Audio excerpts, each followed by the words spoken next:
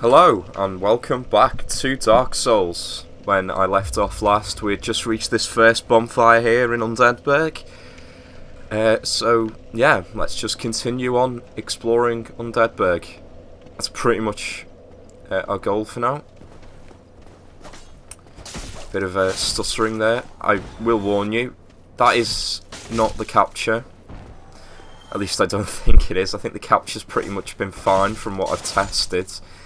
But Dark Souls is not the best game ever in terms of its PC ports. I mean, to be fair, even the console versions were a bit sort of dodgy on the frame rate. I am using DS Fix, but for whatever reason, even with DS Fix, it still seems to be somewhat buggy for me. So if there are a few bits where it stutters a bit, try and ignore it for the best part. I'm sorry about that, but there is one particular area in the game where it may or may not get quite bad. Sometimes I've got through that area with minimal problems, and sometimes I've got through there and the game has almost slowed to a crawl at points. And if you have played Dark Souls, then I'm sure you will know which area I'm talking about in terms of frame rate issues.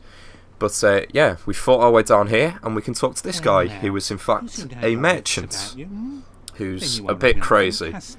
I say that, you'll find that with most NPCs in this game, they are somewhat crazy.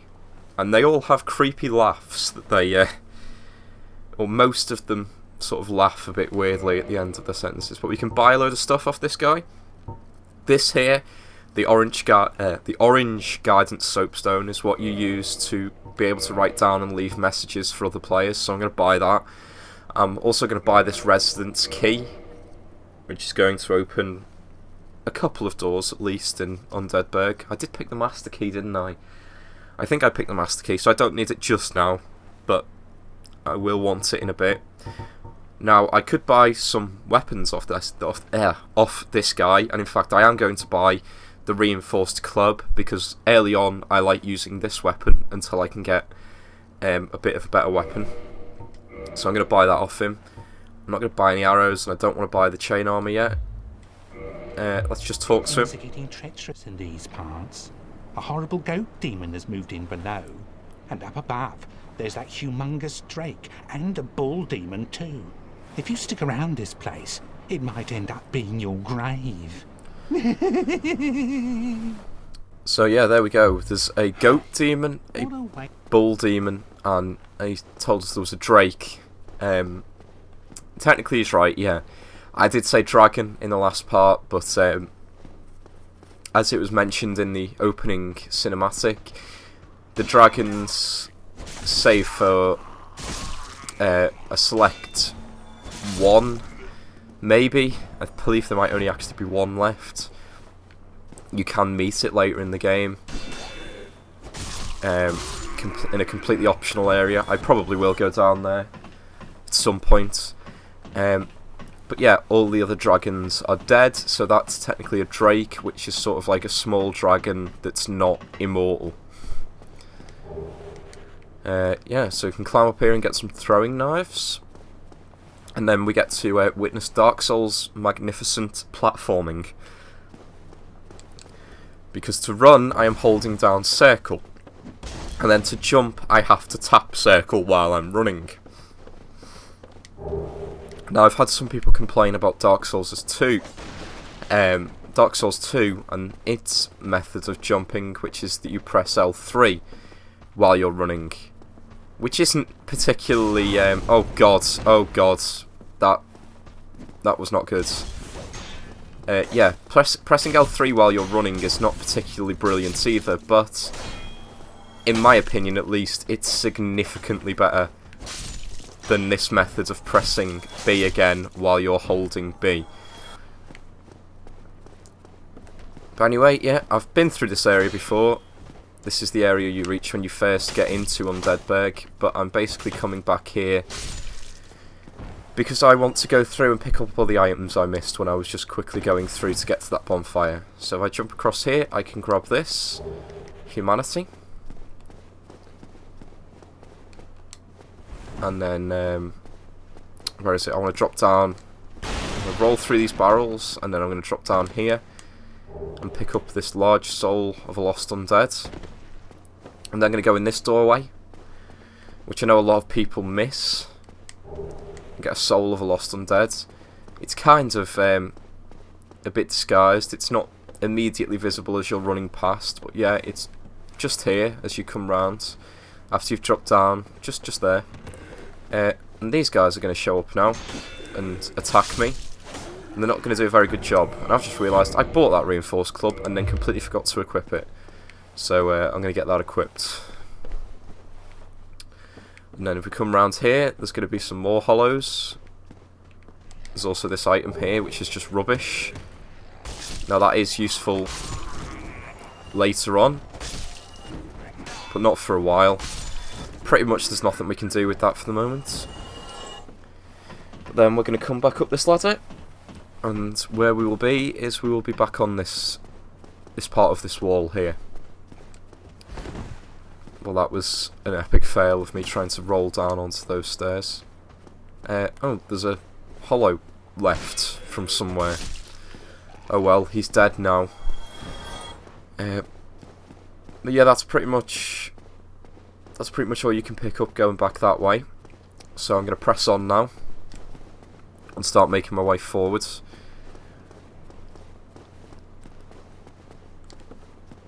Across this bridge here. Now, I use this tactic of just running across the bridge because there are guys who will throw firebombs at you when you're stood on that bridge. I've seen other people who try and run across the bridge and drag one enemy back, and then they'll fight them and then run across the bridge again, but I prefer to just run across the bridge and deal with them. There's 3 of them. I mean, if you're new to playing the game, maybe you don't want to deal with these 3 guys, but I feel fairly confident in dealing with those 3 hollows even at this early stage, especially with my reinforced club, which I really love early on. It does get a bit underpowered later on, but there is a weapon I'm hoping to get, because I want to aim to go for a strength build here, and there is a particular weapon I want to get, but it is a random drop from enemies that don't respawn. So I may get it, I may not, and if I don't get it, then I'm just going to have to change what I was going for. Oh god. Oh, I'm mistiming all of these. Kill you. There we go. And then deal with you. What's he dropped? Hollow Warrior Helm. Not particularly useful. But with the Master Key, we can open this. But we did buy the Residence Key, so that's what you use to open this. So if you pick the Master Key, you don't need to buy the Residence Key to open this door. And what this gets us is gold pine resin. Just organise this a bit. Have I got any firebombs? I haven't yet. But basically, if you use gold pine resin, it puts lightning on your weapon. So you can use it to get a little extra boost to damage. Especially against enemies that are weak to lightning.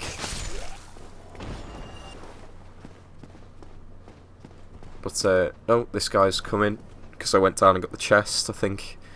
So he's going to attack me. Now these guys, I already fought a couple of these guys before when I went down to the merchant. They're pretty defensive with their spear and their shields. So I find the best way to, because, well, they can actually attack while still blocking with a spear. So I find the best way to deal with them is to just use the kick, give them a kick, and that'll break the defense. And you shouldn't have too much problem with them. These guys with the swords, they're not so defensive because they can't block while they're still attacking, so they're not as big a deal. He has blocked that one though. Come on. And just block that and then get the attack in. Oh, he's trying to heal up. Because any undead enemy can use an Estus Flask. So if they use an Estus Flask, they are undead.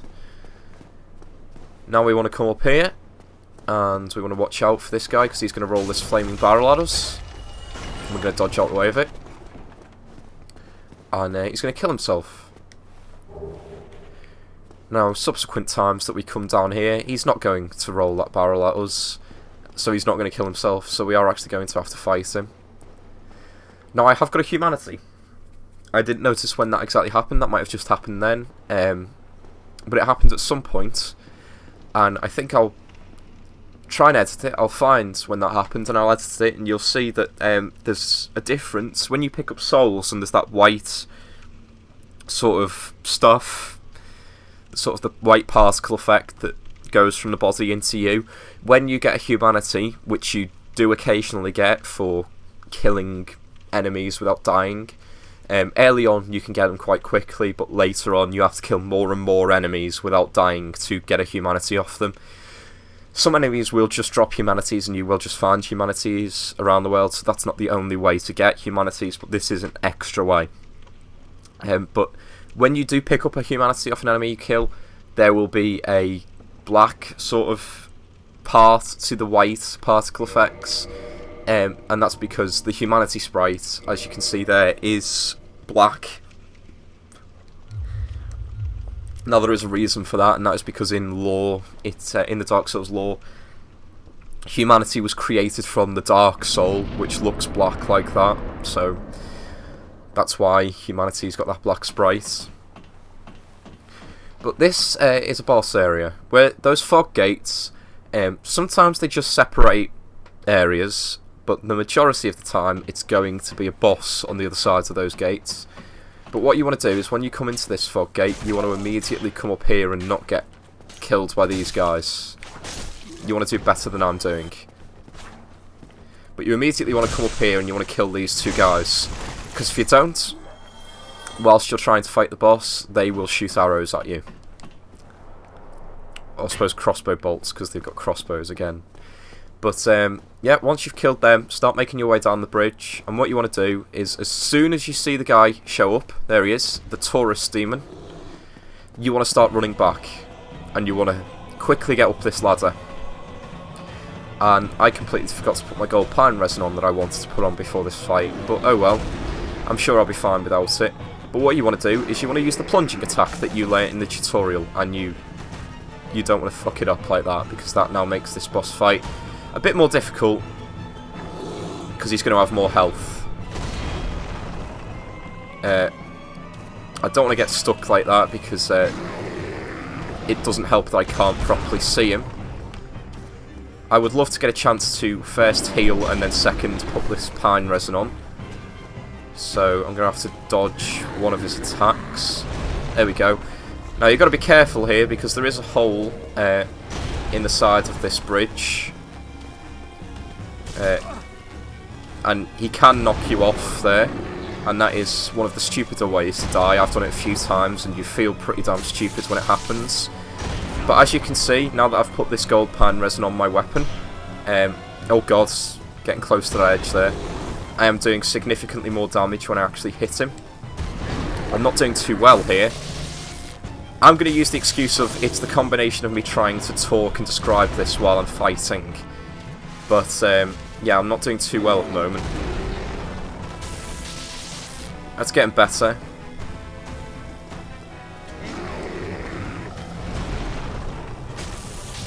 But yeah, nearly killed him now. One more hit should do.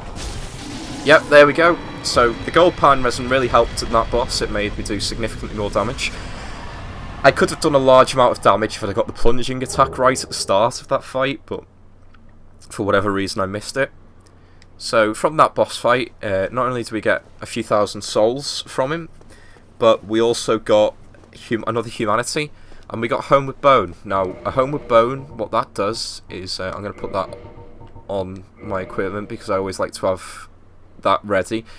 What that does is that allows you to return to the last bonfire you rested at, and you keep all your souls.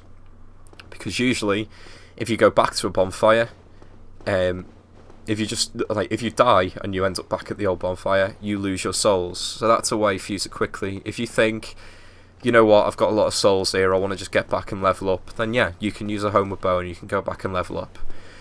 But down here, we're going to meet one of my favourite NPCs in the game, Solaire of Astora. Hello. You don't look hollow, far from it.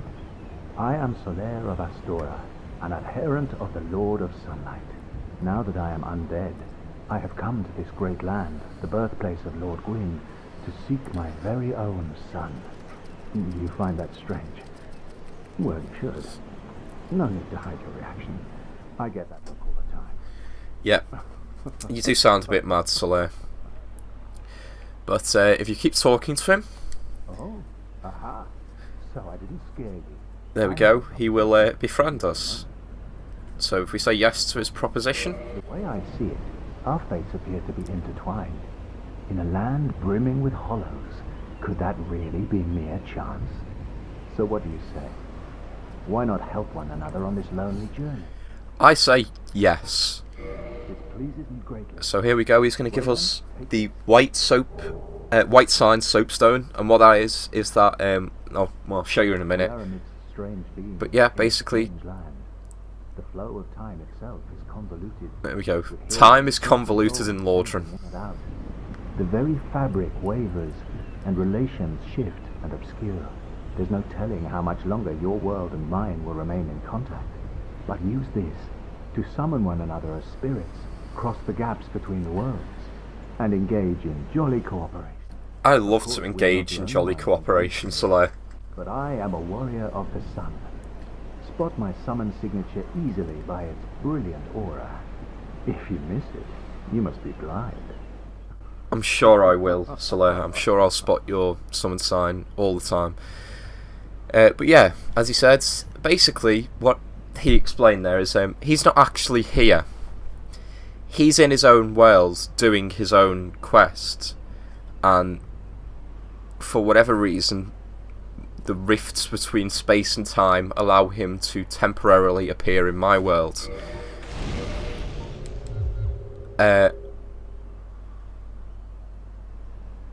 What the hell was that? I think...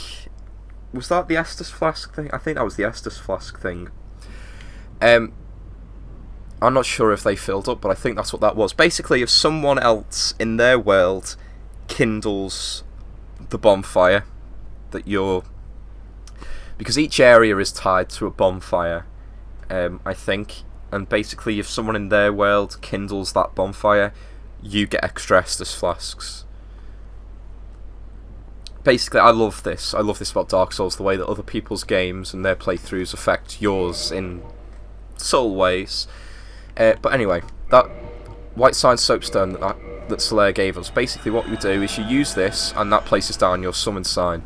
So someone in their world, if they're a close enough level to me, will see this summon sign, and they can use it to summon me into their game to help them. I'm going to remove it for the moment, because I don't want to be summoned right now. But that's what that is, and that's the explanation is that they come from their world and they briefly can now come to my world. And I hate this part because I almost always fuck it up the first time. But what I want to do is I want to go to about there and then start running back, because that dragon is going to make another appearance. There we go. And he basically will kill you quite quickly if you get stuck in his flames. Once he's done that, you want to just run down here and get out of his way. Then what you can do is you can come to here and you will find this, and you can kick this ladder down, and this is a shortcut back to this bonfire. Now you'll find that in a lot in Dark Souls, that you don't find new bonfires. A lot of the time you actually just create shortcuts back to bonfires you've already used. But what I'm going to do now is I'm going to level up a bit, because I haven't done yet. But what I'm going to level up is I'm going to level up my strength and my endurance and my vitality. Now, endurance and vitality, in fact, you know what, I'll just go through these. Vitality and endurance, always great. Once you get past 40, you get diminishing returns, so you probably shouldn't go past 40, but you probably won't have much of a problem. Unless you're actively grinding for souls, you probably won't end up getting past 40 anyway. But points in vitality and endurance are always good. Endurance gives you more stamina, which allows you to do more actions without running out. It also gives you better equip loads, which means that you can wear heavier armour and not be weighed down. Because if I just go to here, you can see my equip load on the right hand side. It's currently at 22.4 out of 55. Now if that is below if that is 25% or less, you do a fast roll. So when you roll, if I take off all my stuff, you will see that when it's really low, you do a really quick roll. When it's put all this stuff back on. When it's at 50% or less, so between 25 and 50%, you'll do a medium roll, which looks like that. And then, can I carry something that will put me over 50? There we go. If you're over 50%, which I'm not yet, because my maths is terrible. Can I even get over 50% here? Have I got heavy enough stuff to be able to get over 50%? I haven't. I can't put on enough things to get me over 50% and show this at the moment. But basically, if you are over 50% in your weight, you will do a fat roll, which is really, really slow. And also, your running speed and your movement speeds will also be affected by how much weight you have. So, always keep an eye on that. If you're doing if you're going for dexterity-based class, then you want to keep that below 25, ideally. I'm doing strength. Now, I don't have to, but I like to keep it below 50% because I like the option of being able to get a decent speed roll. That's personally what I like, but the best way to play this game is to play it yourself, try different things, and find what sort of system you like. But yeah, what I'm going to do now is I'm going to fight my way through these guys, and I was under that bridge then where the dragon was on. Now these guys I hate because I always have a problem fighting these for some reason. But you've got to be careful because these will poison you, these rats. But there's 3 of them, and if you kill all of them... There we go. I was just about to say that, so I'm really glad I got that drop. Yeah, rats have a decent rate of dropping humanity.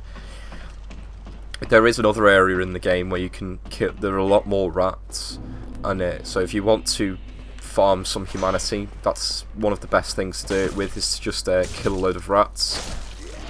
Now, this area. So I killed that guy, and I want to be careful here. What I want to do is I just want to aggro these 2 guys, and there we go. That's the 2 I wanted. If you've got a bow and arrow, you can actually shoot them and do it one at a time.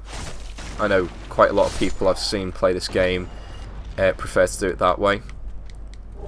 I don't mind. I prefer to just aggro both of these 2. Especially since this guy with the spear and shield, he is really overly defensive, so he will be much slower to get to you than the guy with the swords and shields. So you should have enough time to take the sword and shield guy out before moving on to this guy. Now, as I said, he will pretty much keep his shield up all the time, but if you attack him, that will get him to attack, but you can also... sorry for that. You can also kick him, which will knock his shield down, and that will leave him open to attacks. So what we want to do now is we want to immediately run down this way and up these stairs. Now there is going to be another spear and shield guy, and you want to watch out for him, but you also want to watch out for these 2 guys firing crossbows. And I find the best way to do this is to run past them, get behind them, and then take them out one by one. As the spear guy is getting over to you. And then you should have taken them out by the time the spear guys got to you, and then it's just him left, and that is not good. I did not want to do that. I want to get out the way of that giant boar right now. There we go. Right, okay. That could have gone very badly there. I've died a few times from accidentally falling off there when I'm targeting someone. what I want to do is I want to pick up these alluring skulls. But there is one more guy who's come up these stairs now, finally, and I'll just take him out. And then I will demonstrate what I believe to be the easiest way to take care of this boar. Which is, you get these alluring skulls, and what the description on them is... a skull with meekly lingering souls, throws to shatter and spread souls to attract certain types of enemies. It's not effective for all enemies, but one enemy it will attract is this boar, which is why they're put right here. So if you throw it next to that fire, the boar will get attracted to it and he will actually just run and stand in the fire, taking damage. And if you throw it right, you can kill him in one go like that.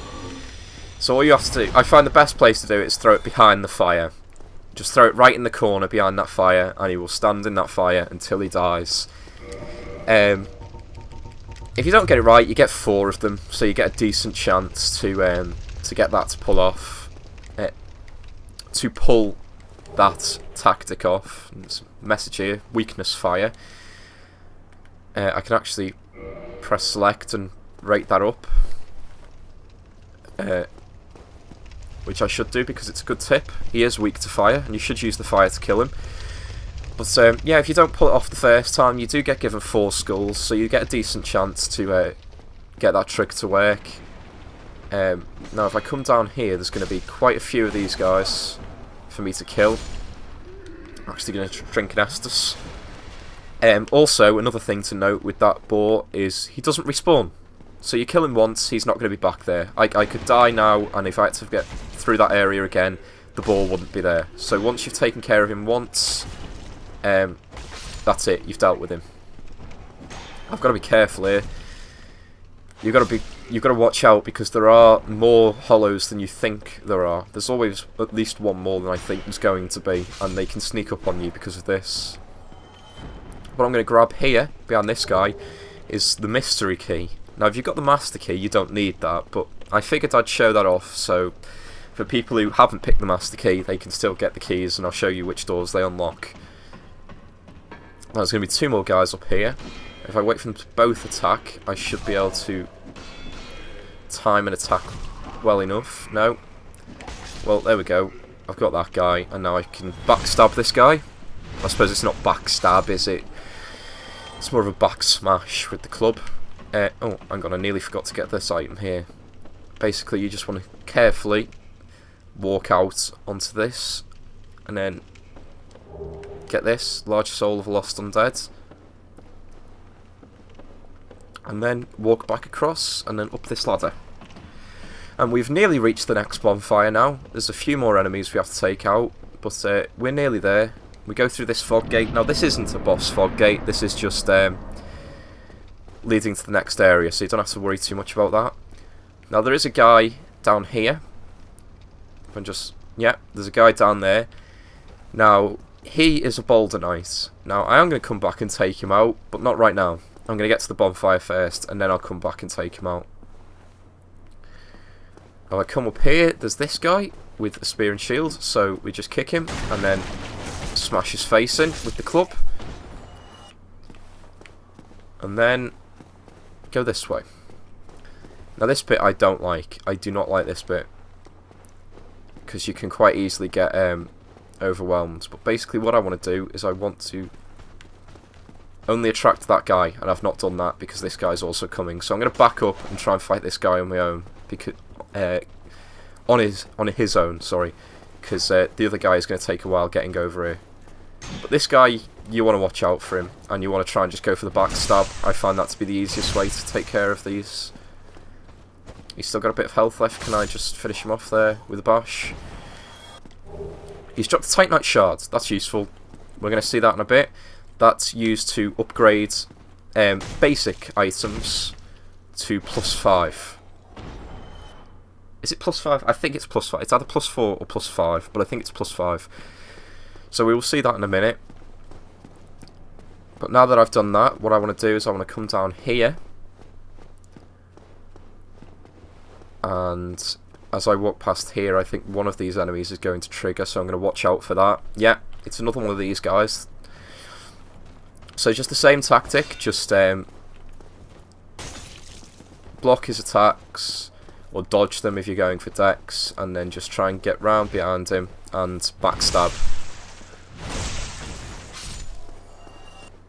One at a time, those are fine, but you can be in a situation where there's a couple of them and there's actually one other type of enemy in there, and if you end up with all of them attacking you, it can become pretty hairy. So as I said before, try and get it so that you can fight these enemies one at a time. Now the basement key, that's going to be useful. That's going to allow us to reach further area in the game after we've defeated the next boss. But yeah, and you want to pull this lever because this opens this gate, which makes you get a shortcut, because this is where that ball was, and instead of going down there, going past all those hollows, climbing up, going past the other guys, you can just come straight through here now and come up this way, and then you go up here and you will still get the guy with the shield, but the guy with the shield will be stood here, so you can either walk past and sneak past him, or you can sneak up and backstab him before he gets a chance to attack, so it makes it a bit easier coming around that way. Now there's three... Oh, sorry. There's three guys down here. One of them's got a crossbow, so I find what you want to do is you want to run around this corner here and just attract the two of these, because that way you don't get the guy... Well, the guy will continue shooting his crossbow, as you can probably hear, but he won't be able to hit you. Now I just got knocked back there because I ran out of stamina. I ran out of stamina and he hit my shield, so I wasn't able to block it effectively, so he knocked me back and I would have been vulnerable if he'd have done an attack on me then. Luckily he didn't. But once I've taken those two guys out, I can just walk up behind this guy with the crossbow, because he'll take forever to get his sword out, and I can backstab him. Get his crossbow off him, which I'll probably never use.